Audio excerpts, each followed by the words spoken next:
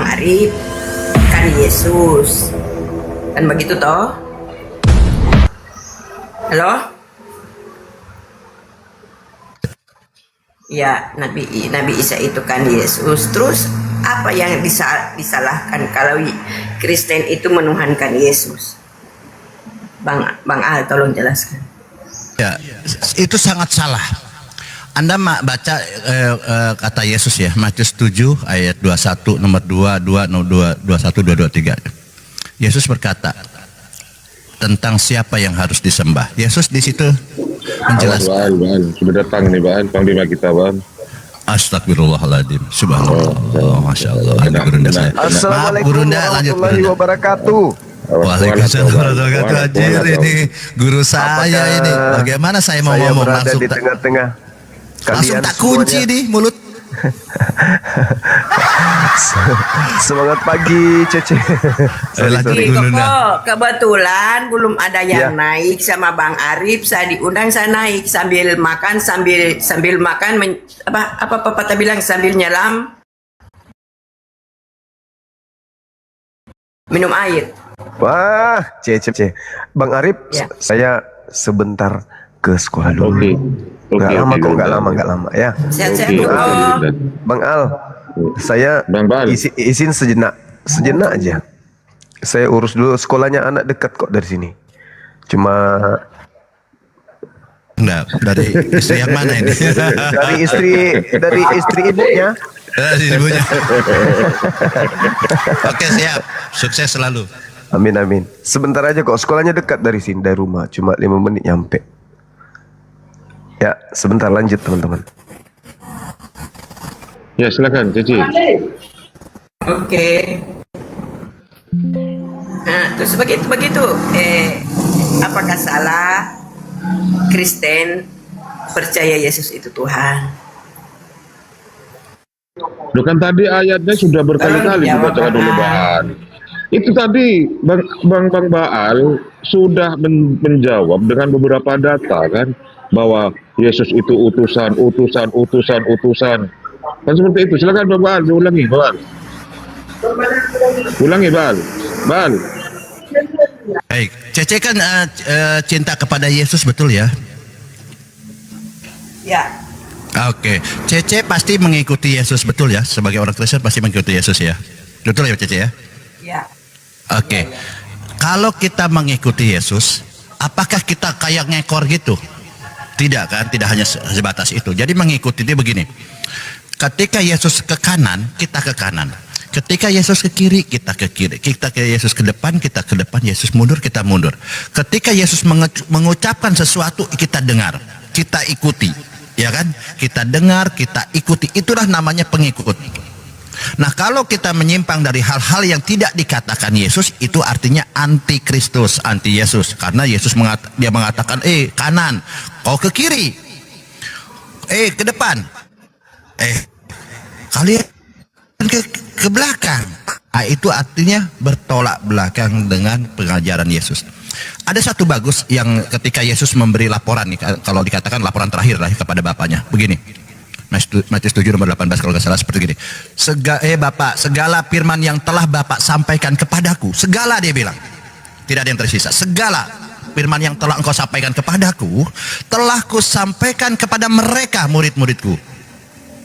Dan mereka, murid-muridku, percaya bahwa engkaulah yang telah mengutus aku, Bapak. Nah, murid-muridnya pada saat itu percaya semua, mengatakan Yesus utusan, atau dia adalah Mesias. Dia adalah Kristus, dia utusan Tuhan. Percaya murid-muridnya. Nah, kemudian abad 21 ini ada cerita di gereja Yesus Tuhan. Padahal murid-muridnya, saya bilang tadi, Yesus mengatakan percaya semua, segala firman telah aku sampaikan, dan mereka percaya. Tidak sembarang loh. Pada saat itu bagaimana Yesus ini ditolak oleh segala macam ahli kitab, ahli orang Farisi, ditolak ya. Tetapi murid-muridnya percaya. Dia tidak takut dengan ahli Taurat, imam-imam Farisi tidak takut dia. Bahwa dia percaya Yesus adalah utusan. Dia adalah Mesias. Nah, kenapa jadi Tuhan? itu yang dikatakan oleh Yesus, kalian antikristus. Maka ya Yesus berkata, aku tidak pernah mengenal Kristen, engkaulah pembuat kejahatan. Orang jahat kemana? Neraka, kata Yesus. Gampang kok. Nah gitu Cece.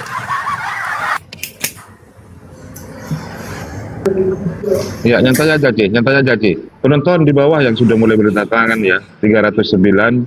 Silakan posting ulang dulu. Yang belum posting ulang.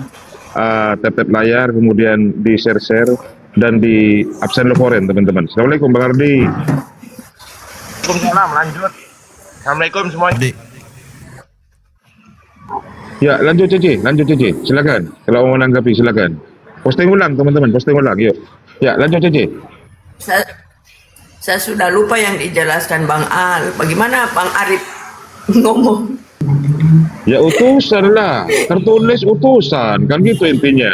Kenapa kau tuhankan, gitu maksudnya. Silakan. Ini begini Bang Arif. Ini Bang Arif begini. Tapi kalau saya memahami di Al-Quran juga di hadis ada tertulis.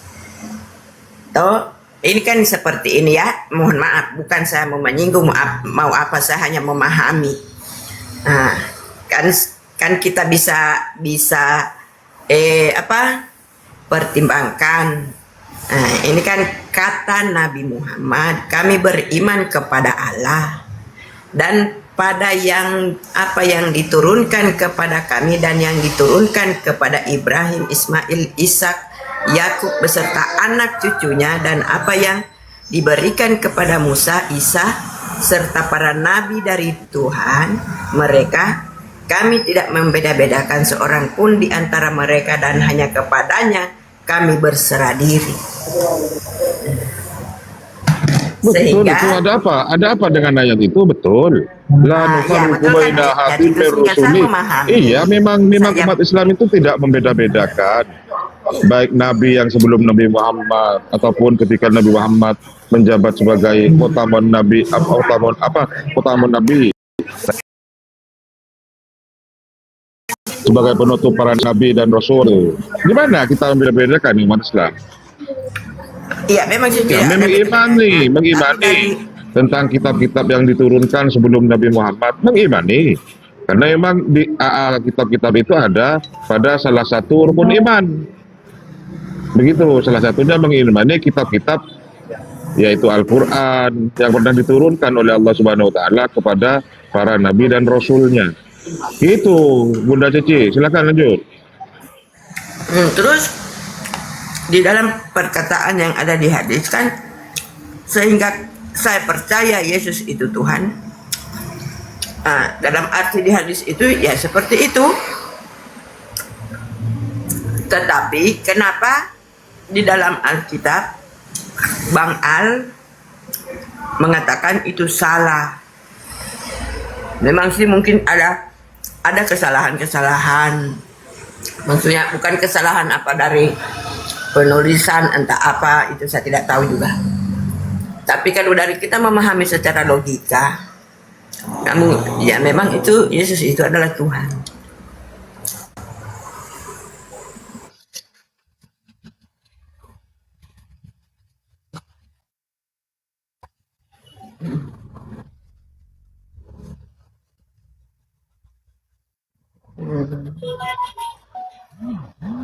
di Al-Quran memang demikian. Saya kan sudah awali dalam Islam, Isa atau Yesus ini harus saya cintai, saya harus hormati, karena iman orang tidak sempurna imannya kalau saya tidak mencintai para nabi. Makanya ada rukun iman kepada Allah, kepada Rasulnya itu termasuk Yesus, Abraham, Ishak, Yakub dan lain-lain. Saya bilang sudah sampaikan harus cinta.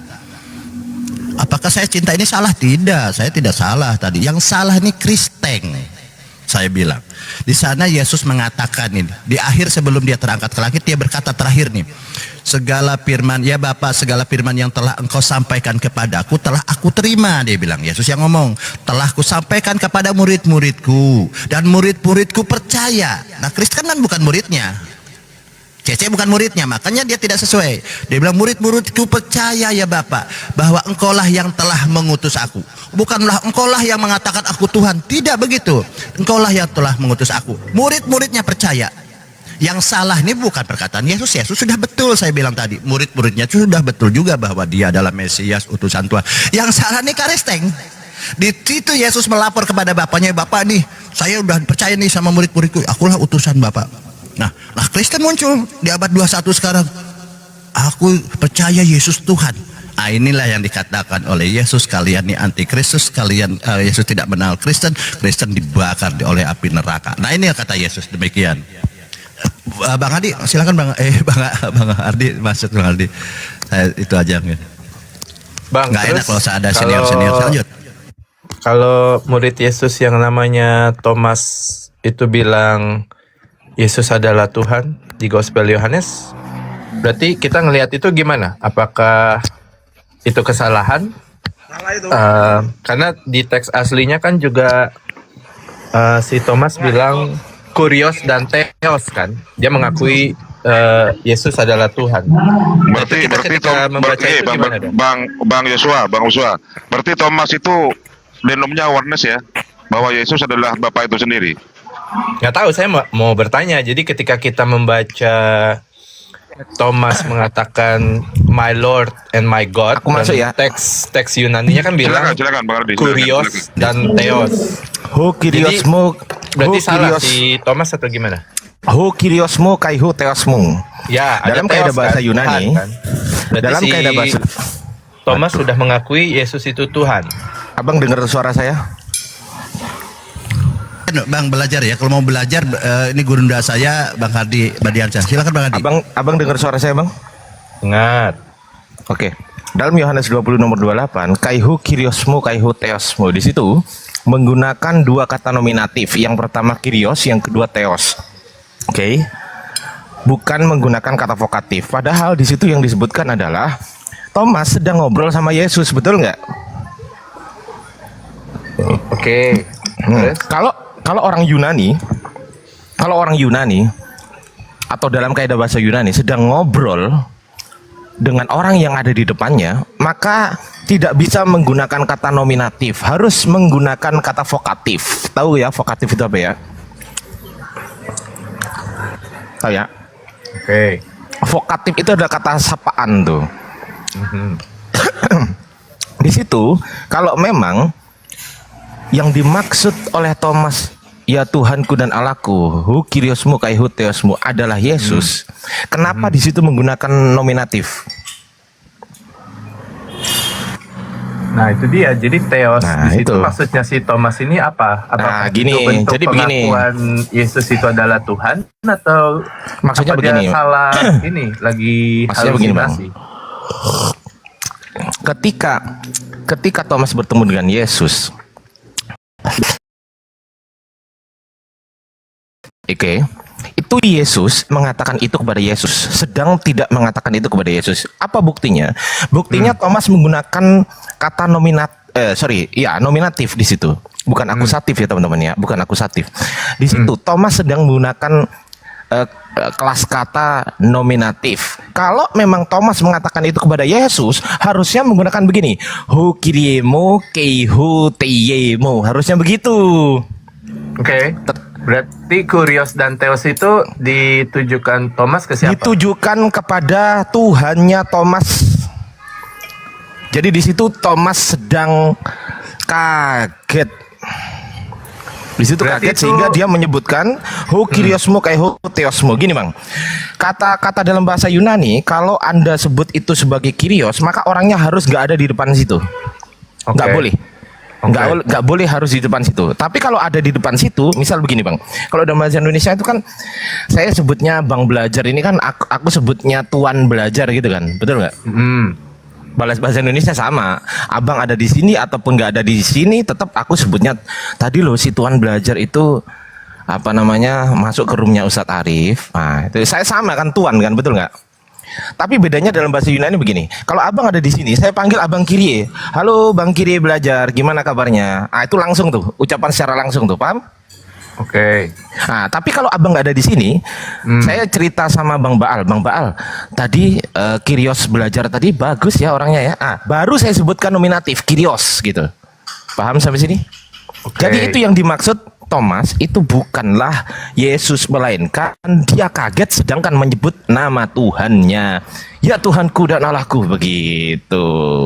Itu kayak dia. Oh, tapi kan Kyrios Berhadapan harusnya langsung. Tuhan dong. Sebentar Bukan Bang, Tuhan, belajar. kan?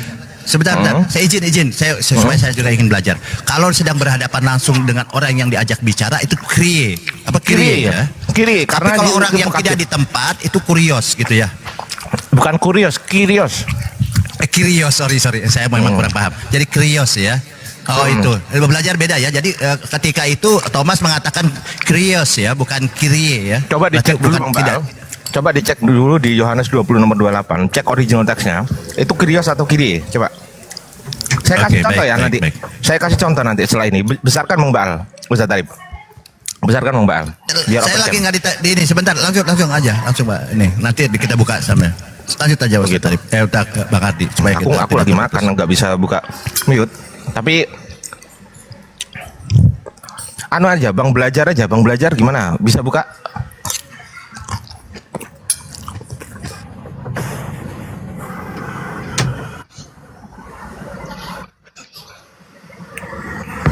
Sebentar aku ambil teks Yunani.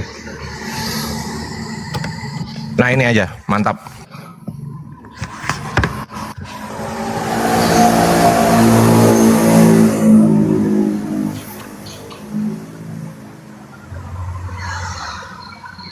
Bentar ya. Teks.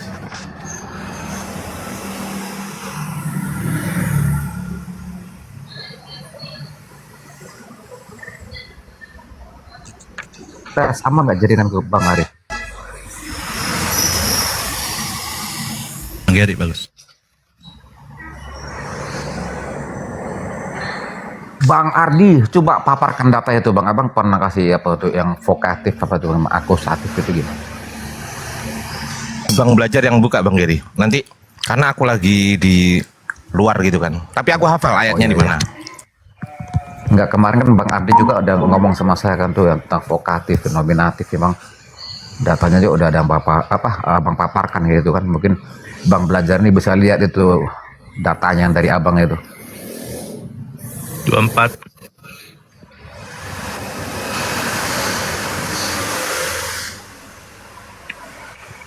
Mana Bang? Yohanes 20 28 Bang. Yohanes 20 nomor 28 itu. Oh iya 28.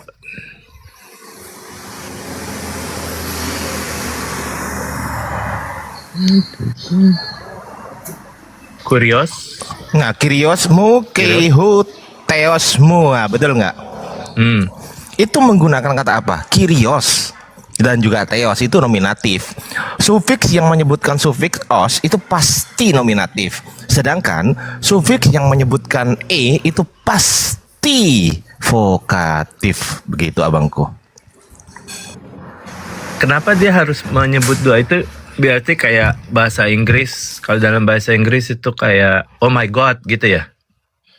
Ya kalau dalam bahasa Jawa gini atau bahasa Indonesia, ya Allah ya Tuhanku begitu loh. Kayak dia terkejut gitu.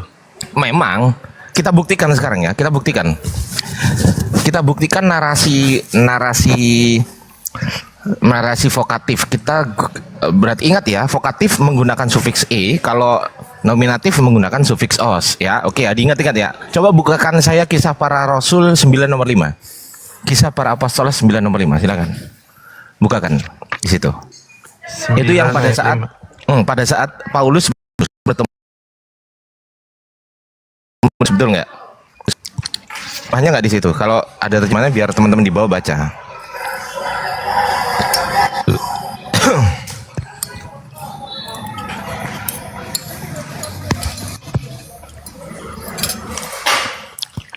Kurie. Mana? Nah, kiri betul nggak? Betul kan? Siapakah engkau Tuhan? Kan gitu kan? Tapi sebenarnya bukan Tuhan. Who are you? Kurio. Who are Lord. you, Lord? Nah, Karena situ bukan menggunakan di situ menggunakan kata kiri, betul nggak? Bukan Kyrios, betul kan?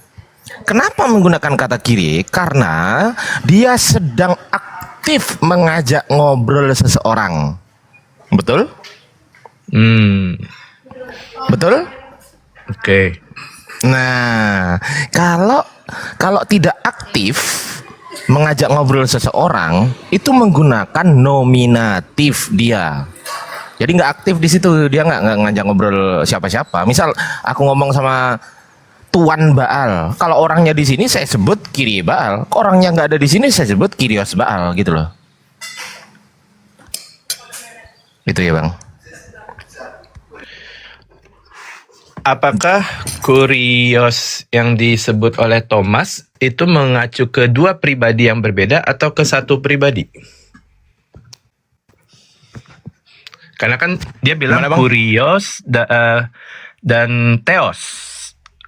Apakah ketika dia bilang theos itu kepada Tuhannya, sedangkan kurios kepada Yesus yang lagi di hadapannya? Apakah kedua pribadi yang berbeda atau satu? Loh, Ketika Thomas bilang gitu. Kyriosnya itu bukan ditujukan ke Yesus bang. Theosnya juga bukan ditujukan ke Yesus itu. Yesus sama sekali tidak diajak, sedang tidak ditujukan kalimat itu oleh Thomas gitu loh, paham nggak? Kalimat itu bukan ditujukan oleh Thomas kepada Yesus, enggak. Jadi makanya Thomas sebutnya adalah Kyrios. Apakah kurios di situ karena misalnya kita memandang Thomas sebagai orang Yahudi, itu terjemahan dari Adonai dari bahasa Ibrani. Kuriosnya. Kalau bahasa Ibrani kan agak luas ya kan, di situ ada Adonai, ada Hashem dan lain sebagainya ya kan. Nah, kalau dalam bahasa Indonesia aja lah, dalam bahasa Indonesia ke dalam bahasa Yunani itu sama-sama Tuhan artinya. Cuman penggunaannya yang berbeda. Kalau bahasa Indonesia penggunaannya sama. Abang ada di sini maupun nggak ada di sini, abang saya sebut tetap tuan belajar gitu loh. Paham nggak? Kalau misalnya kita memandang, katakan kan Yesus pada waktu itu berbahasa Aramaik. Kira-kira kalau misalnya Thomas juga berbahasa Aramaik pada waktu itu, kira-kira ini kita berhipotesa aja ya. Dan kemungkinan ya salah lah. Apa kemungkinan bahasa Aramaik yang digunakan oleh Thomas untuk kurios dan theos di situ? Kira-kira hipotesa aja nih. Wah, masalahnya padanan katanya itu agak nggak sama. Ada yang sama, ada yang beda loh. Dari bahasa Yunani dan juga bahasa Anu. Aku nggak tahu bang kalau itu bang. Nggak mau Iya, asal karena ngomong, kan ntar keliru aku kan ngomongnya kalau Belum dalam bahasa tentu Ibrani. si Thomas pakai bahasa Yunani pada waktu itu kan. Karena kan Tuh. Yesus sendiri di zaman itu dia berbahasa Aramaik kan. Oke, udah. Maksudnya kalau kita berhipotesa, bisa jadi itu kan sesuatu yang diadopsi oleh penulis Gospel Yohanes, ya udah dia terjemahin Aramaiknya apa jadi kurios dan theos gitu. Yang jadi masalah bang, yang jadi masalah, semua Bible Perjanjian Baru, semuanya tidak ada yang mengarah ke bahasa Aramaik atau Ibrani. Tidak ada bang. Artinya apa dong? Artinya ditulis dalam bahasa Yunani asli. Dan itu ditulis pada abad kedua, paling awal itu abad kedua, bukan abad pertama. Dan itu bukan di daerah Yerusalem juga, bukan. Ya, Yohanes kan katanya dari daerah Efesus ya. Itu pusatnya, Yohanes siapa? salah satu pusat Helenistik lah ya. Itu juga Yohanes bukan di siapa? abad pertama tuh Yohanes itu waktu ditulis. Duh, tidak ada bukti yang valid bahwasanya kitab Yohanes itu ditulis pada abad pertama. Sama sekali nggak ada bukti yang valid.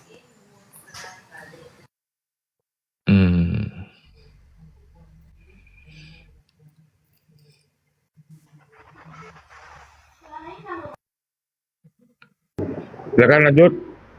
Ada lagi, Bang Yosua? Cici, Gary. Penonton ya yang baru bergabung, Oh, ya. bantu tap-tap layar teman-teman, bantu Bang tap-tap layar Ardi. dan jangan lupa posting ulang dulu Iya, teman-teman iya. yang baru bergabung. Ya, Bang silakan, Ardi, silakan. Bang Ardi tahu nggak tuh tentang naskah Masoret tuh gimana tuh? Masoretik itu abad ke-10. Iya 4 ke 10 itu kan membubuhkan huruf vokal. Yang pertamanya kan hurufnya konsonan jadi vokal gitu kan. Iya. Ya, dipakai sampai abad keempat sampai ke abad 10 kalau salah ya. Abad Sampai 10. ditemukanlah yang di Gua Qumran itu naskah Laut Mati itu. Kan tuh ada kecocokan dengan yang Masoret itu gimana itu? Kecocokan?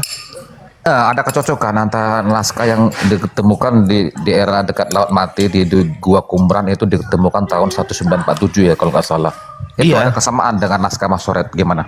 Ya nggak apa-apa. Itu kan punyanya Yahudi, bukan punyanya Kristen. Betul nggak? Berarti validitasnya gimana kalau menurut Bang Ardi itu? Oh berarti Sama- PL itu. sama itu. Itu PL Oh iya, Bang. memang PL. Iya, Oh, sekarang bukan PB. masalahnya. Oh iya iya. Itu kan juga menggunakan bahasa Ibrani juga kan, bukan bahasa Yunani kan, betul nggak? Iya. Iya, itu PL Bang. Ya kalau ternyata sama dengan abad kedua sebelum Masehi dengan apa namanya? Ya Qumran itu kan diperkirakan Qumran, ditulis di Gua Qumran. Iya, itu kan diperkirakan ditulis abad ketiga atau abad kedua sebelum Masehi, betul nggak? Iya. Nah, kalau memang itu sama ya berarti ya memang orang Yahudi yang nulis itu, bukan orang-orang selain Yahudi. Begitu. Jadi sekarang masalahnya di PB gitu ya. Iya, yang jadi masalah di PB. Kita nggak bahas PL kenapa? Karena itu kitabnya orang-orang Yahudi gitu loh. Anak itu terutama Dan Tanak. orang Yahudi sendiri mengakui kitabnya udah dirubah-rubah, diakui sama orang Yahudi. Kalau nggak percaya baca Yeremia 8 nomor 8. Coba. Jelas celakalah orang yang menulis dengan tangannya gitu kan. Bukan Yeremia, itu kan Quran, celakalah itu. Fawailul lil ladzina Iya, ada, yaktubuna aku tahu, al-kitaba yang bi aydihim menulis tsumma dengan yaquluna tangannya hadza min sendiri. indillahi la yastaruhu bihi Ada samanan juga tuh qalilan. Jeremia 8 ayat 8 aku tahu. Ya, Yeremia 8 nomor 8 Mirip itu sama heeh. Ya. yang menulis dengan Jadi tangannya gitu kan. Sama, aku tahu tuh ayat itu. pena palsu penyurat telah membuatnya menjadi bohong. Itu diakui oleh orang Yahudi. Terus jadi yang masalah menurut Bang Ardi yang Markus 12 ayat berapa tuh 9 sampai 20 itu gimana Oh, tuh? Markus salah satu 16 contohnya? itu. Markus 16 itu, Bang. 16 ya, ayat Kenapa? 9 sampai 20 tuh. Kenapa? Itu kan aslinya yang tidak ada ya. Nggak ada itu aslinya. Jadi gini loh Bang, saya kasih tahu Bang. Bible bukan Injil ya, Bible. Itu ditulis itu terbukti tertua itu abad kedua dan itu nggak satu kitab ditulis, hanya ceceran-ceceran lembaran aja. Jadi orang Kristen baru punya kitab di abad keempat, di abad ketiga mereka nggak punya kitab. Pertanyaannya Islam itu dia pertama kemana? Kok nggak ada? Gimana Bang Giri? Gimana Bang Giri? P52 Iya, P52 kan yang tertua. yang ya sebesar kan? ATM itu. Iya, sebesar ATM itu. Ini harus jujur ya teman-teman Kristen ya. Itu Ini bukan ATM, bermaksud. kartu ATM. Iya, Bukan ATM, betul. kartu ATM. Oh iya, kartu ATM. Ya. Ini harus jujur ya teman-teman Kristen. Tidak ada bermaksud untuk merendahkan atau apapun juga. Karena memang ini sejarah gitu loh. Kalau Anda tetap masih Kristen itu kan urusan Anda, bukan urusan saya. Betul nggak?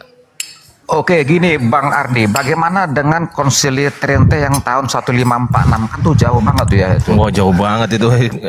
Jangankan di Tahu situ, nggak? Bang. Jangankan di situ. Konsili Ya, Trente 1546. Tahu. 64 apa 46? abad ke-16 Yang itu. salah satunya merangkum dari yang Vulgata tuh Hieronymus ya. Gimana itu? Jadi gini. Di abad segitu itu aja belum final loh. Tahu nggak kenapa? Ya, kenapa? Martin Luther itu menggunakan buku edisinya dari Desiderius Erasmus itu di versi pertama dan versi kedua. Kenapa nggak menggunakan versi ketiga? Karena Martin Luther mengkritisi apa yang dimasukkan oleh Desiderius Erasmus di yang keluaran ketiga, terbitan ketiga itu tidak ada bunyi seperti itu. 1 Yohanes 5 nomor 7 itu loh.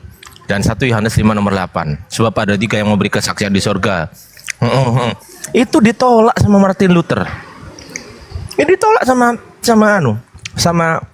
Martin Luther. Ditolak itu. Ada datanya. Wah, Ardiansa ditanya data ya.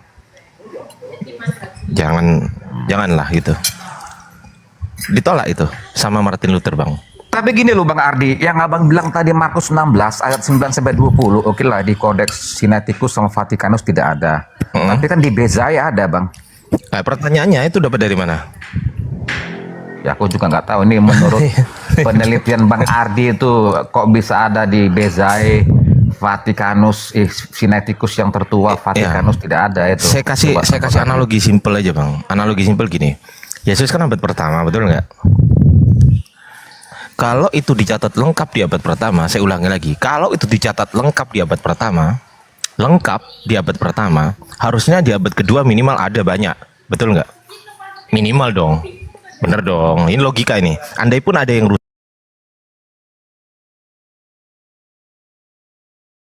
kesimpulannya masih ada yang banyak di abad kedua. Kalaupun ada yang rusak, tapi apa kenyataan? 4 kalau enggak 5 manuskrip aja, dan itu kodeks loh bentuknya. Masih PD itu ya. Iya, masih papirus itu, bukan kodeks, bukan kitab ya. Jadi lembaran-lembaran. Nah, pertanyaannya ini siapa yang nulis gitu loh. Bahkan banyak Tapi sekali kan semua Bang Ardi udah final di Konsili Hippo dan Kartago tahun 400-an berapa tuh? Nah, kalau udah final kenapa dirubah lagi di abad kelima? Ayo, kenapa di abad 9 dirubah lagi? Abad ke-9 ada ya? Ada abad ke-9 dirubah lagi, ayo, di Codex Macedoniensis, ayo. Ya, Kan Makedonia. udah final. Nanti jangan abad ke 9, abad ke-6 saya bisa tunjukkan kodeksnya. Abad ke-6 nggak sama dengan abad ke-4 yang katanya udah, atau yang di abad ke-5 lah ya kan, nggak sama itu. Gimana ini? Jadi yang mana yang bener ini? Itu makanya lagi dia apa juga nih. Jadi gospel itu Itulah juga penulisnya juga anonim semua. Anonim semua berdasarkan satu kajian manuskrip itu tidak pernah ditemukan nama penulisnya yang pertama. Tahu nggak siapa yang ngasih tahu itu? Ngasih menyertakan nama itu adalah Papias di abad kedua. Tapi Papias itu hanya menyebutkan Matius dan juga Markus. Jadi Lukas dan Yohanes nggak disebutkan oleh dia. Lah terus yang nyematkan Lukas dan Yohanes ini siapa sih? Kalau Bang Ardi yang sinoptik klaim itu. Yohanes itu Enggak, bukan sinoptik kan 3. Ya gimana? Sinoptik kan 3, ada yang kanonik 4. menarik kesimpulan kalau Gospel Yohanes itu ditulis oleh Yohanes karena di dalam itu ada kayak hintnya the most beloved disciple, dan orang narik kesimpulan kalau pada waktu itu the most beloved disciple-nya Yesus ya Yohanes. Nggak ada, itu kan Kenapa itu menarik kan kesimpulan itu agak ngawur? ya karena begini. Itu kan tafsir ya, betul nggak? Ya. Bukan Tapi bukti.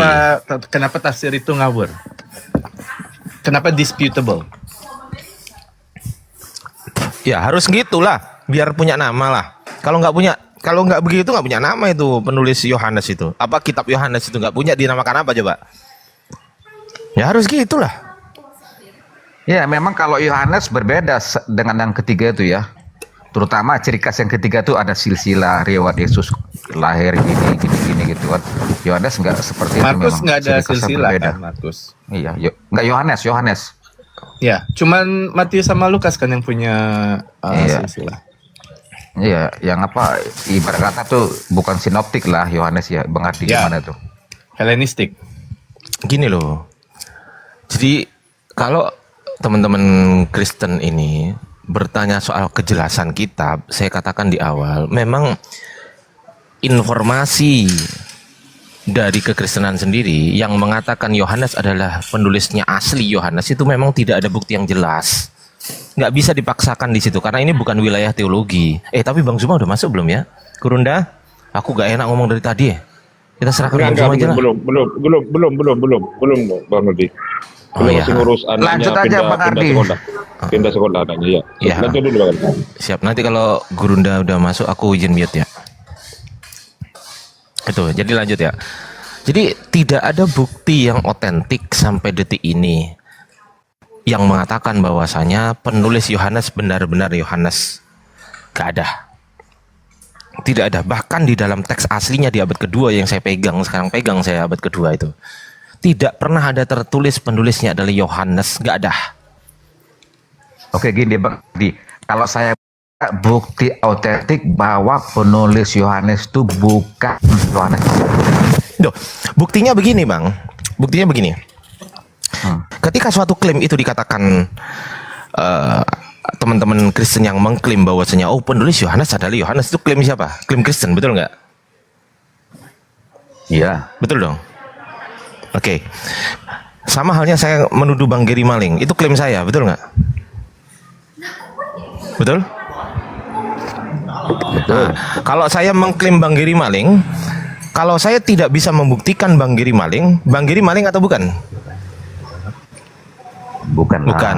Oke, saya balik sekarang. Kalau saya yang menuduh Bang Geri maling, lalu saya bisa membuktikan Bang Geri maling atau bukan? Maling. Maling. Jadi kesimpulannya, Karena bisa dibuktikan.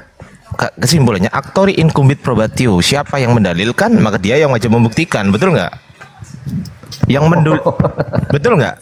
Iya. Logis. Nah, yang mendalilkan kitab Yohanes, penulisnya adalah Yohanes, Kristen atau Islam? Kristen lah bos. Oke, kalau tidak bisa membuktikan, kesimpulannya apa? Invalid.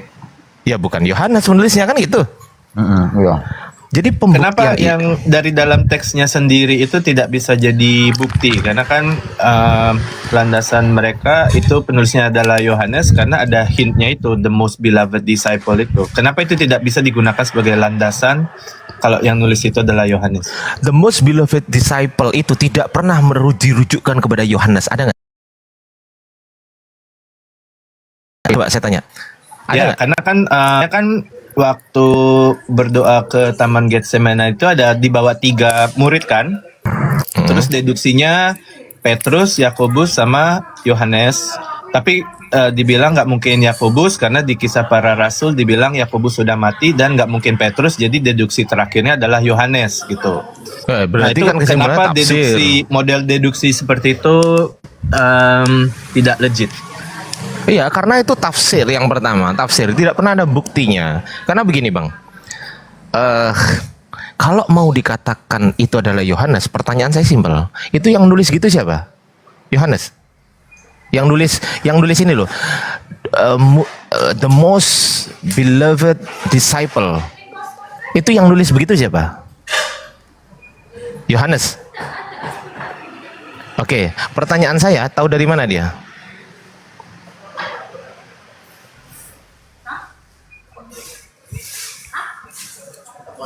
Iya, hipotesanya tapi yang anu ya, hipotesanya. Heeh.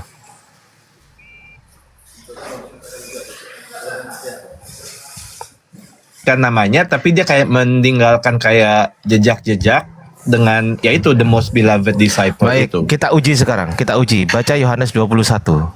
Nomor 21, nomor 24 kalau nggak salah. Coba dibaca, Bang. Dari 22 kayaknya deh. Coba dibaca nomor 21. Yohanes 21 pasal 21 bahasa Indonesia aja. Ayat ke-24. Kalau nggak 22, 24. 22 lah. Sorry bang, nggak ada LAI aku. Bahasa Inggris saja, bahasa Inggris saja. Nggak apa.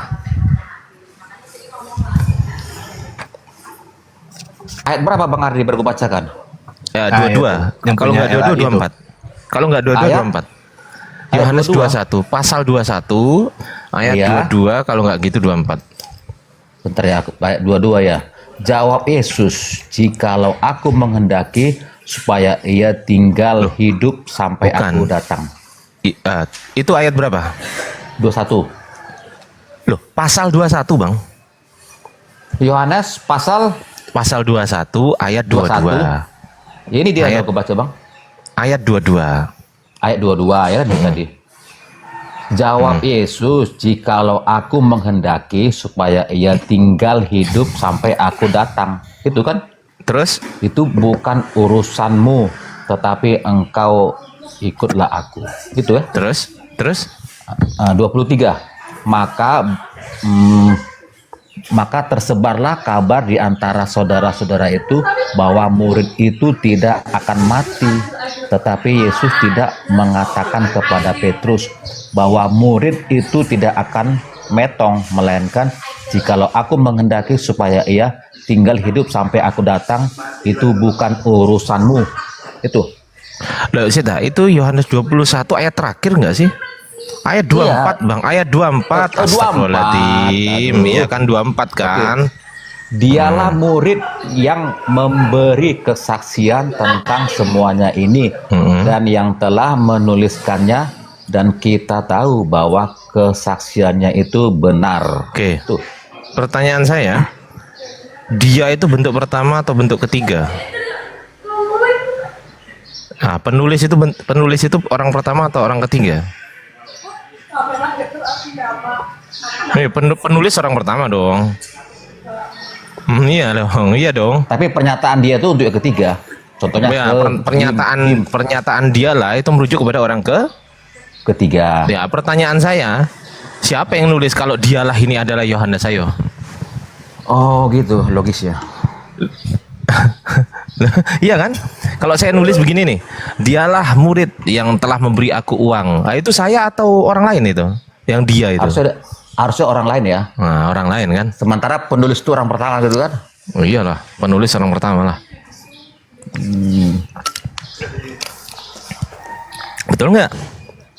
Oh gitu. Iya dong. Iya ya logis. Kalau gitu. kalau penulisnya Alanya. adalah Yohanes, dia pasti mengatakan, Aku akulah gitu ya? murid. Gitu aku gitu ya. Nah, iyalah. Kalau cuman berasumsi ya bebas, memang orang bisa berasumsi bahwa oh ini tapi oh iya ya udahlah asumsi ya kan. Ya udah, nggak apa-apa orang berasumsi ya terserah kan gitu.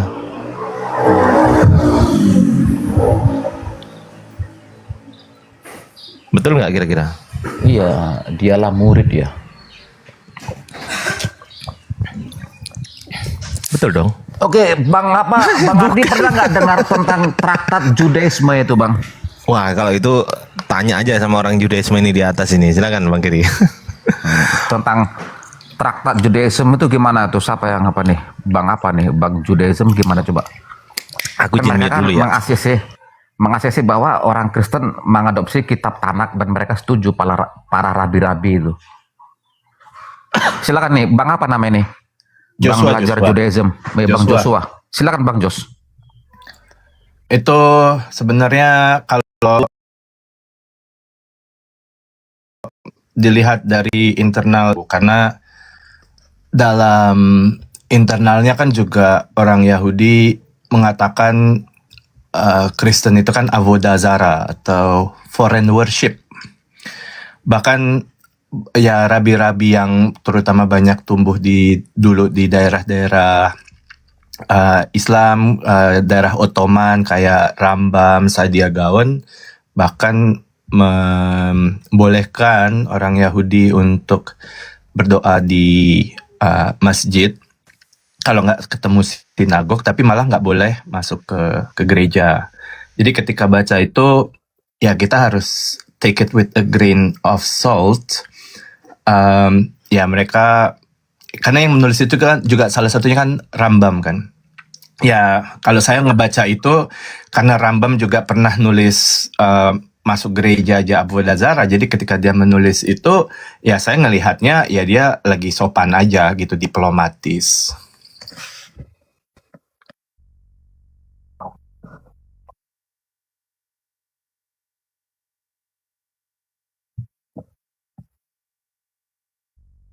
Mhm. Ya.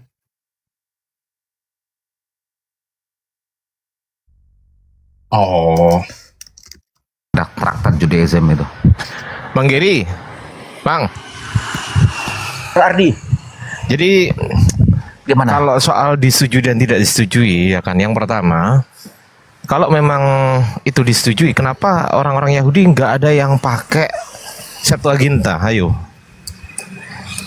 Itu dia masalahnya sekarang aku pertanyakan Bang Ardi. Iya, iya kan. Benang Kalau memang merahnya itu gimana? Itu juga Iya, sejarah Ki. gelap kan Septuaginta, karena Iya. penerjemahnya kan dipaksa. Dipaksa. Dalam tanda kutip.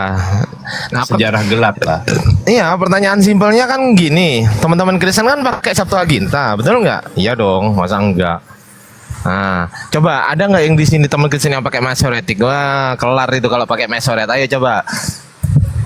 Dan Septuaginta Masoret- itu juga Yang Masoret yang gini kan Bang, yang huruf konsonan supaya ada vokalnya dikasih, makanya layarnya naskah Masoret. yang dipergunakan Ya, dari yang- abad ke-4 sampai ke-10. Itu kan maksudnya. Ya. Ya, yang Mas Ya. Warid itu kan kesimpulannya yang Ibrani, dan itu memang berkembang di abad sebenarnya bukan abad ke-10 ya, tapi sebelumnya sudah ada, cuman masih berkembang dan juga ke-10 sampai abad ya ke-10. betul, Iya. betul. Nah, dan yang digunakan oleh teman-teman Kristen, kenapa mereka menggunakan Septuaginta? Ayo. Bukan satu terjemahan ya. Ketika Septuaginta itu kan awalnya yang 70 orang rabi itu kan cuma menerjemahkan yang Torah doang kan, yang Pentateuch ke bahasa Yunani. Ya, kalau abad Tapi kalau kedua yang sebelum Masehi, betul. lain-lain yang dari Nevi'im itu beda kelompok, malah Betul. bukan 70 orang itu, kayak Yesaya, Yeremia, Betul. kitab nabi-nabi itu penerjemahnya lain lagi. Itu bahkan Betul.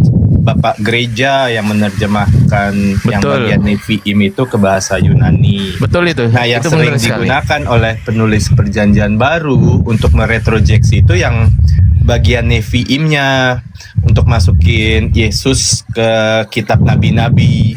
Jadi seolah-olah Yesus ini udah dinubuatkan dari kitab nabi-nabi.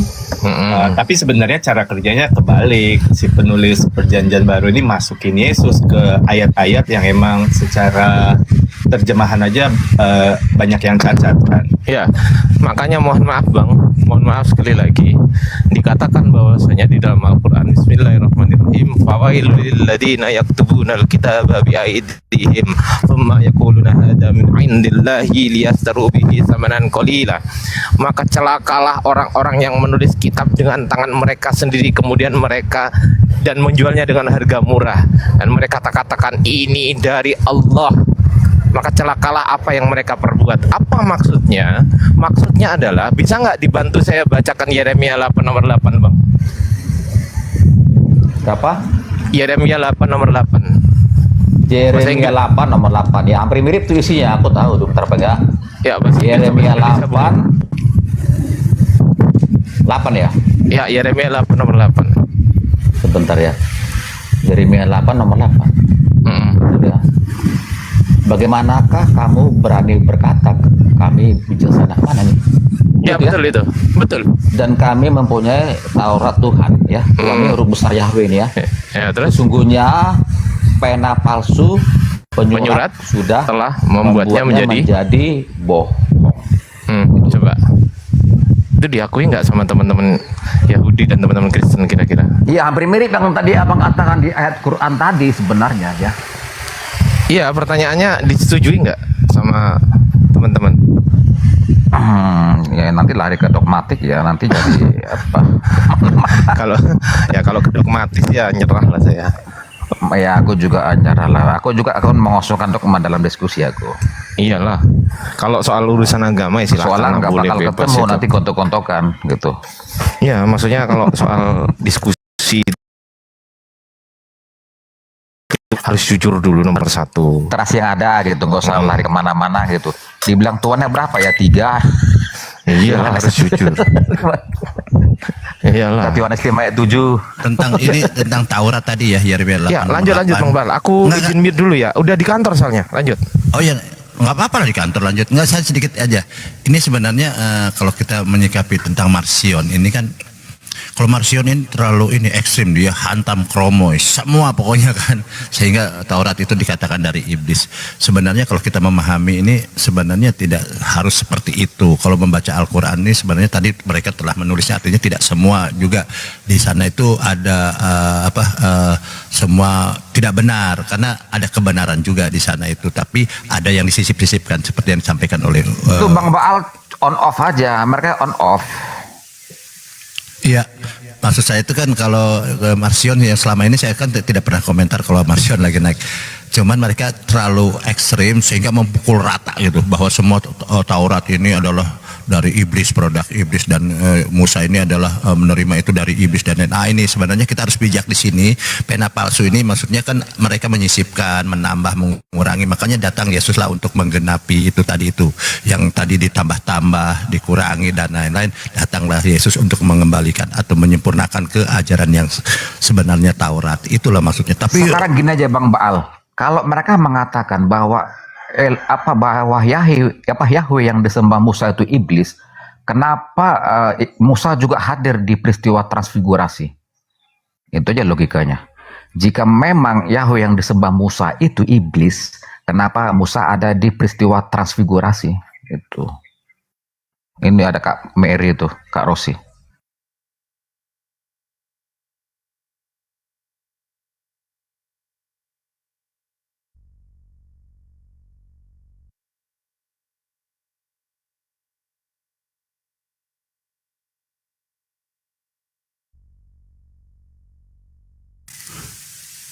Bagaimana Yesus menyikapi tentang hukum Taurat, ya kan begitu. Yang Yesus kecam adalah bukan Tauratnya, bukan Musanya, tetapi ahli-ahli Taurat, memang Farisi, seperti itu kan yang sedang dihadapi oleh Yesus, bukan Tauratnya. Iya. Nah, kenapa Marcion begitu vulgar ya?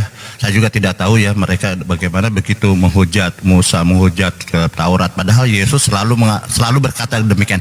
Ada tertulis demikian. Selalu mengulang-ulang. Ada tertulis demikian. Artinya ada pengajaran di sana yang harus diambil oleh murid-muridnya atau siapapun yang percaya kepada Taurat. Itu bagus loh Yesus sebenarnya. Tetapi Marcion luar biasa ya.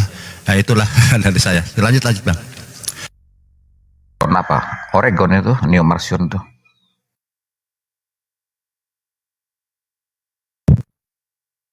Sorry.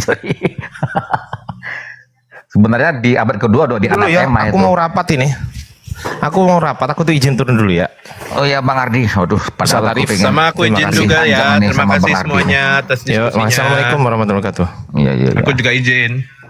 Alhamdulillah. Makasih.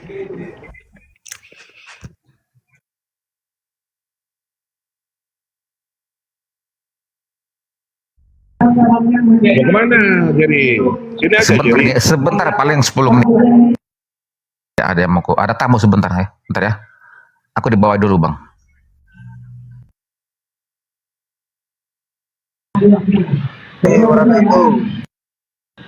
Assalamualaikum ya Lanar. Ada apa Mata Tes? Merubah? Mana Bang Arif, sehat?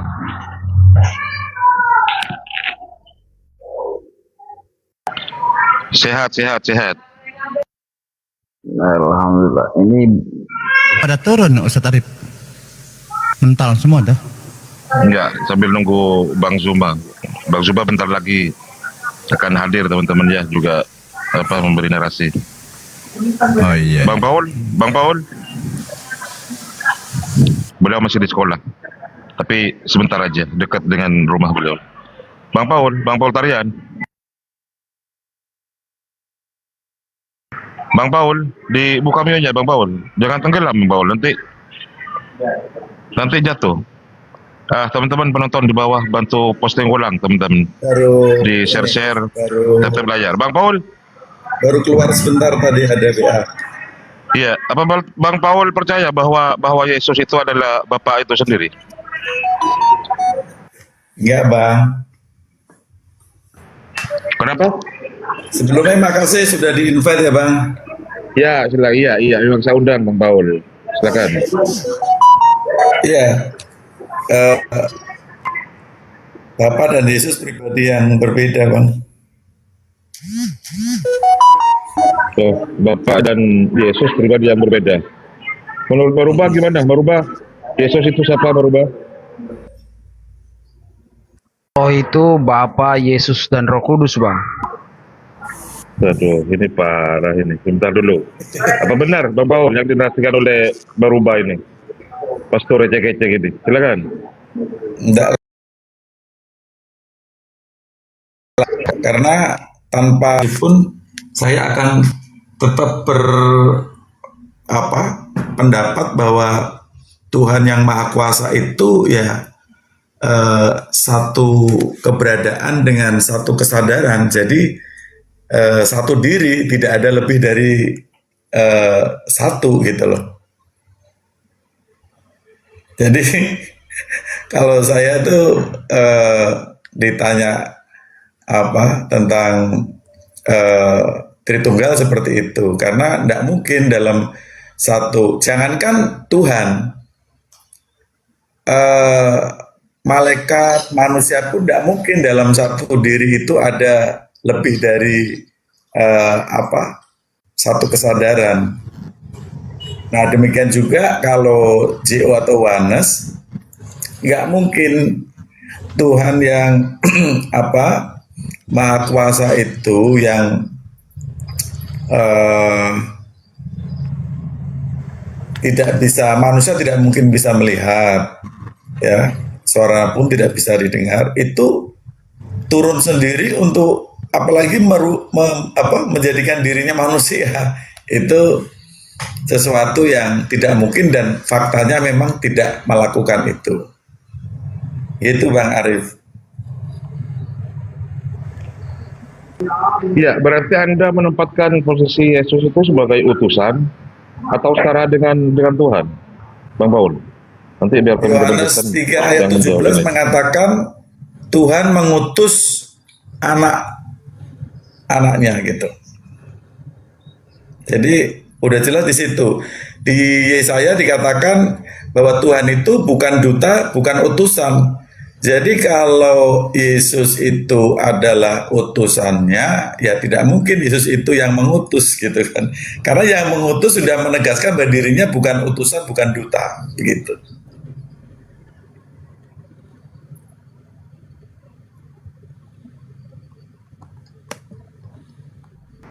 Ya silakan, Pak Tetes. Pastor Abal-Abal, silakan. Merubah. Silakan merubah. Saya bukan pastor abal-abal, Bah. Saya Ya, tanggapi dulu ini pernyataan Tarian. Tanggapi langsung. jangan begitu, menyerang pribadi. Iya. Bang Paul ini kan sesuai dengan Alkitabiah kan gitu kan. Membaca data bahwa Yesus itu utusan yang diutus oleh Bapa. Berarti dia bukan Tuhan, gitu kan kesimpulannya Bang Paul? Ya, jadi Yohanes 3 ayat 17 gini, sebab Tuhan mengutus anaknya ke dalam dunia bukan untuk menghakimi dunia, melainkan untuk menyelamatkannya oleh dia. Terus Yohanes 17 ayat 3, inilah hidup yang kekal itu, mereka mengenal engkau itu merujuk kepada Bapa, sesuai dengan ayat yang pertama, satu-satunya Tuhan yang benar. Ya, jadi kalau satu-satunya kan berarti tidak ada yang lain dong. Tidak ada dua, apalagi tiga kan begitu. Satu-satunya ya satu. Dan mengenal Yesus Kristus yang telah Bapa utus atau engkau utus. 1 Korintus 8 ayat 6. Bagi kita hanya ada satu Tuhan. Ya. Ini diksinya saya sesuaikan dengan ini nih ya Bang ya, KBBI ya. Jadi Tuhan di sini sesuai diksi KBBI bukan LAI. Jadi bagi kita hanya ada satu Tuhan, satu ya, yaitu Bapa, yang daripadanya berasal segala sesuatu, yang kepadanya, yang untuknya, kepadanya, kita itu semua makhluk hidup untuk berbakti, untuk menyembahkan begitu. Dan satu Mesias ya, jadi satu Mesias atau Tuan atau pemimpin yang menjadi pengantara, menjadi jalan untuk kita itu hidup atau datang kepada Bapa. Izin Bang Paul. Ya. Ya, agama Ya, apa? gantian, silakan. Agama Bang Paul apa agamanya? Yang sudah Kristen kok itu. Kristen, pengikut Kristus. Kita tanya agama kau merubah. Sabar dulu Bang Arif. Izin dulu Bang Arif. Iya, pemahaman yang berbeda. Iya kan saya kan nggak salah kan saya tanya dulu Bang. Kan saya nggak salah kan saya tanya dulu Bang kan. Kan saya tanya sih Bang. Masa nggak bisa ditanya Bang? Bisa, Pastor. Oke. Iya. Lalu yang kedua, apakah Abang menerima Alkitab, kitab suci itu firman Allah atau firman Allah? Ya, kitab suci itu sumber kebenaran. Kalau firman Allah dipahami sebagai perkataan Allah, tidak semua yang Allah. Kecuali di Perjanjian Lama kan berfirmanlah Tuhan, bla bla bla. Nah, apa yang dikatakan itu firman Tuhan. Nah, kalau misalnya di kitab suci kita ada ditulis maka berkatalah iblis. Perkataan iblis masa firman Tuhan, Bang Esther? Kan bukan kan? Contohnya di Ayub. Ya, bukan itu Bang yang saya mau sampaikan, bukan perkataan Allah. Kita harus bedakan perkataan langsung dengan penjelasan tentang perkataan orang lain.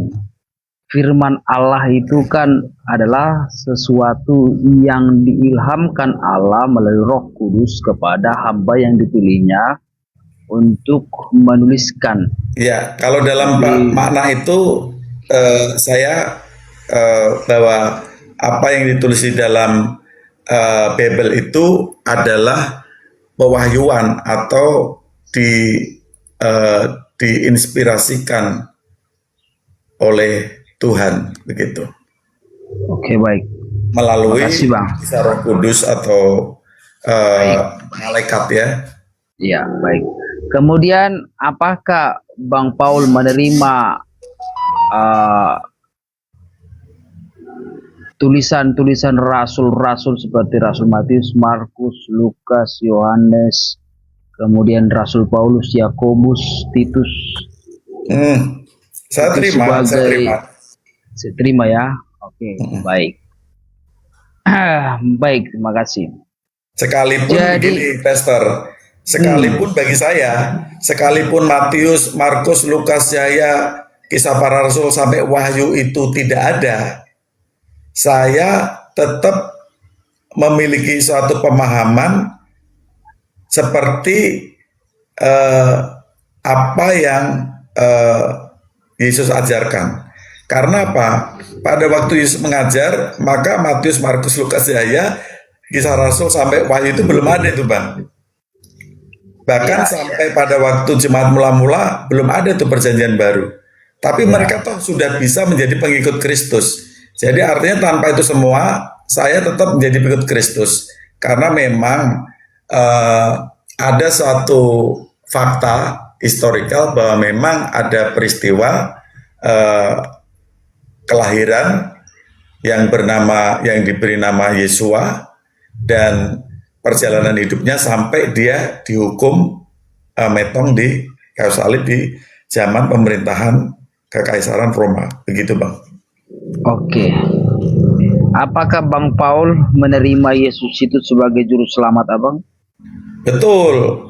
Jadi tidak hanya bagi orang Kristen, bagi saya atau orang Kristen, tapi pandangan saya bahwa penebusan itu bagi seluruh umat manusia yang ada di dunia. Oke, baik. Baik, jadi dari pernyataan Abang ini, saya masuk kepada pertanyaan yang krusial. Oke. Apakah Yesus itu pencipta atau ciptaan? Ciptaan, Bang. Ciptaan. Dasar Abang mengatakan Yesus itu ciptaan dari mana? Pertama, bahwa Tuhan yang Maha Kuasa, pencipta, itu satu, ya, tidak ada yang lain. Sehingga ya, dasarnya, dalilnya di mana? Adakah tertulis Yesus diciptakan begitu atau apa, bagaimana, Pak? Oke, kalau dasar ayatnya di Wahyu 3 ayat ke-14. Ya, Di dalam Amsal 8 ayat 22. Oke, kita baca dulu ya Wahyu 3:18 ya, supaya kita berisi, Bang ya. Boleh.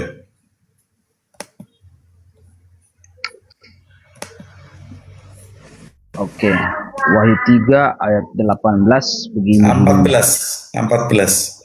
Wahyu 3:14. Dan tuliskanlah kepada malaikat jemaat di Laodikia. Inilah firman dari Amin, saksi yang setia dan benar, permulaan dari ciptaan Allah. Oke, jadi inilah dalil abang untuk menyatakan Yesus itu ciptaan, benar bang ya? Betul. Oke, jadi abang ini menerima terjemahan ini, apakah abang sudah mendalami ayat ini atau hanya terima dari tulisan begitu saja? Kalau ayat-ayat yang memang menurut pandangan saya tidak menelusuri, Pastor, untuk ke Bible Hub-nya, original text-nya seperti itu. Tapi kalau ada ayat yang janggal, baru saya telusuri di original text-nya, gitu. Oke, kalau ditulis di sini permulaan dari ciptaan Allah. Jangan mendikte seperti itulah, Matetes. Sabar Korban. dulu Bang Ari. Ini kan malah tanya jawab, ini gimana sih? Iya. Sudah Permulaan jelas bahwa dari itu tidak menuhankan ciptaan Yesus. Allah itu yang abang pahami berarti permulaan itu diciptakan begitu bang ya? Jadi begini, saya pakai diksi LAI Bang Arif ya, izin ya, karena dengan Pastor Metetes ini. Silakan membawa. Jadi Allah yang adalah Tuhan yang Maha Kuasa, ya, dialah satu-satunya sesuai dengan Yohanes 3:17 ayat 3 tadi. Maka sebagai sumber kehidupan pertama-tama yang hidup, maka tindakan yang dilakukan adalah menciptakan kehidupan yang lain, yaitu makhluk-makhluk roh, malaikat, termasuk makhluk surga. Nah, di antara makhluk-makhluk roh yang diciptakan, maka yang pertama kali diciptakan itu adalah anak tunggalnya, yang disebut anak tunggalnya. Begitu, Pastor. Oke, itu sudah masuk ke ranah teologis. Saya belum bertanya ke sana, Bang ya. Saya masih bertanya, apakah kata permulaan ini maksudnya diciptakan?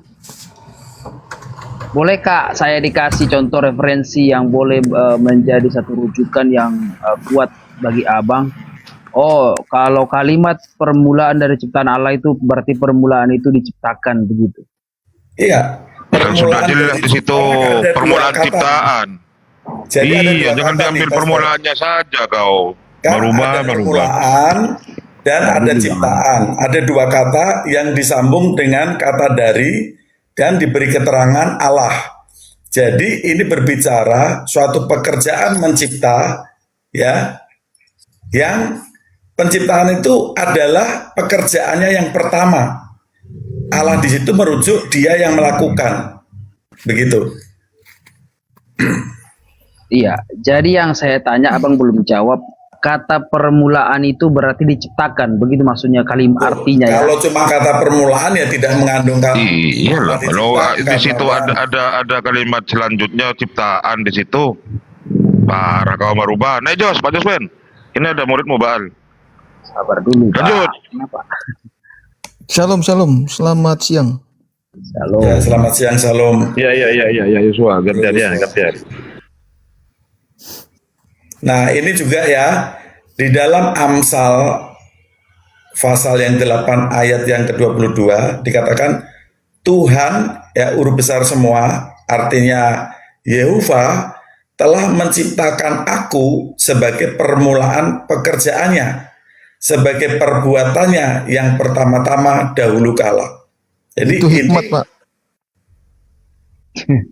Ya, hikmat itu merujuk kepada kalau hikmat, ya, dikatakan di sini kan ini ya, bahwa dia adalah suatu kesadaran.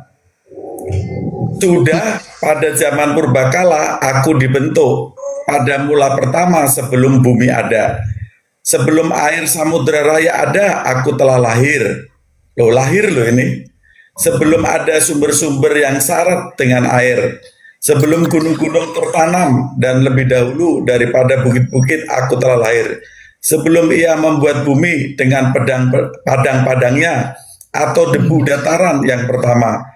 Ketika ia mempersiapkan langit, aku di sana. Ketika ia menggaris kaki langit pada permukaan air samudera raya, ketika ia menetapkan awan-awan di atas dan mata air samudera raya meluap dengan deras, ketika ia menentukan batas pada laut supaya air jangan melanggar titahnya, dan ketika ia menetapkan dasar-dasar bumi, aku ada sertanya sebagai anak kesayangan.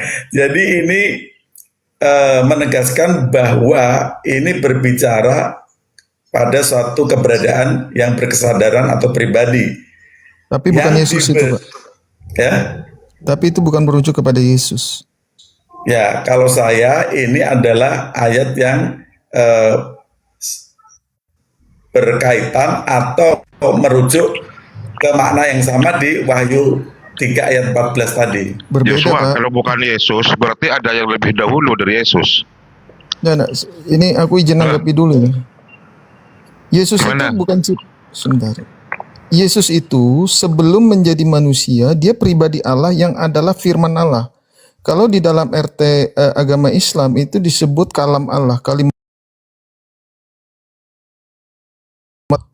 Tapi orang Ayatnya di Islam mana? nggak kenal. Jangan, jangan ke Al-Quran dulu lah. Waduh, kau Orang Yosua, sesama Kristen kenapa? Kau nggak pakai paham Al-Quran, Pakai kau. Al-Quran, Bang Arif ini perlu disadarkan. Iya, Bang Yosua. kalau di situ ada kalimat idhofah di situ, Bang ada Yosua. mudhof, ada mudhof ilaih. Asyhadu. Jadi jangan bahas Al-Quran dulu, nggak paham kau. Ya, Ya. ada apa-apa biar Lanjut. asyhadu Bang Arif ini Bang Yosua. Ya, sebentar Bang Yosua ya, saya selesaikan dulu Wahyu 3:14 ini. Siap.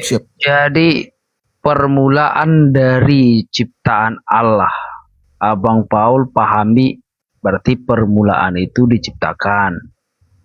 Tuh, bukan permulaan itu bukan sesuatu yang diciptakan, tapi permulaan waktu itu merujuk kepada keterangan waktu. Gimana sih, Pastor? Jangan Permulaan ngerti-ngerti itu lah. bukan ciptaan, Pak. Sebelum Iya. segala sesuatu diciptakan, dia itu sudah ada sang firman itu.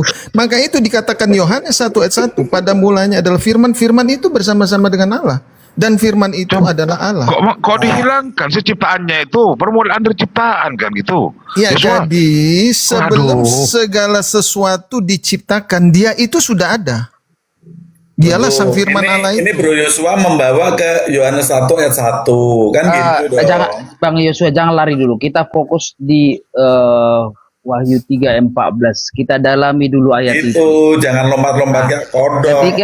Ketika saya dalami, saya cari sumber dari manapun, tidak dimaksudkan makna saksi amin itu dari permulaan dari ciptaan Allah itu adalah ciptaan. Tidak ada satu dalil pun atau satu keterangan pun yang mendukung bahwa saksi amin yang setia ini dikatakan ciptaan. Bang Paul. Kembali ke teks, Pastor. Kembali ke teks Pak Paul, sumbernya aja. Jangan referensi ke Iya, saya ke teks aslinya.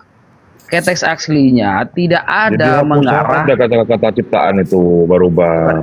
Tidak bisa dihapus karena konteksnya adalah bahwa saksi amin yang setia ini adalah awal mula dari segala sesuatu yang diciptakan. Begitu, Bang. Begini Pak siapa ini yang di atas? Pak yang di atas di Wahyu 13 itu inilah saksi dari Amin. Amin ini merujuk kepada Yesus, saksi yang setia dan benar. Kenapa dia dikatakan saksi dan benar? Karena perkataan Allah itu adalah saksi daripada diri Allah itu sendiri. Kalau Anda bersaksi dalam persidangan, perkataan itu saksi Anda sendiri dan itu harus benar. Maka itu firman Allah, perkataan Allah adalah Allah. Itu adalah saksi dari dirinya sendiri. Dan setia dan benar. Bahwa firman itu harus setia bersama-sama. Permulaan dari segala ciptaan sebelum segala sesuatu jadi, dia itu sudah ada, sang firman itu. sang pribadi Yesus itu. Maka itu di Yohanes 5 ayat 4 dikatakan, jikalau kamu percaya kepada Musa, tentu kamu percaya kepadaku juga, sebab Musa pun menulis tentang aku. Tetapi kalau Anda selidiki di perjanjian lama, nama Yesus tidak ada. Tetapi kenapa Yesus mengakui pribadinya ada? Sebelum Abraham jadi, aku sudah ada. Di Yohanes 8 ayat 42 dikatakan, jikalau engkau mengasihi Allah, tentu engkau mengasihi aku juga. Sebab aku keluar dan datang dari Allah. Firman itu keluar menjadi manusia. Kenapa menjadi manusia? Untuk menebus dosa manusia. Kenapa harus menjadi? Terlalu lebar-lebar dulu, Bro Jo. Iya, jadi Bang Paul, tidak ada satu dari bahasa aslinya dalam terjemahan yang lain yang mendukung, karena ada banyak terjemahan yang menyatakan Yesus itu adalah ciptaan. Malahan di terjemahan yang lain, penguasa dari ciptaan Elohim, penguasa awal segala dari yang jadi. Jadi bagaimana mungkin Bang Coba Paul originalnya aja, jangan iya, membandingkan originalnya dalam semua terjemahan itu. terjemahan yang lain, karena kalau sama-sama terjemahan kan nggak Oke, kuat. dengar Bang. Ya, Kaito Angelo Tesen Diakeia Ecclesias Grapon tadi lagi ho amen ho martus ho Christos kai aletinos arke Bentar ya.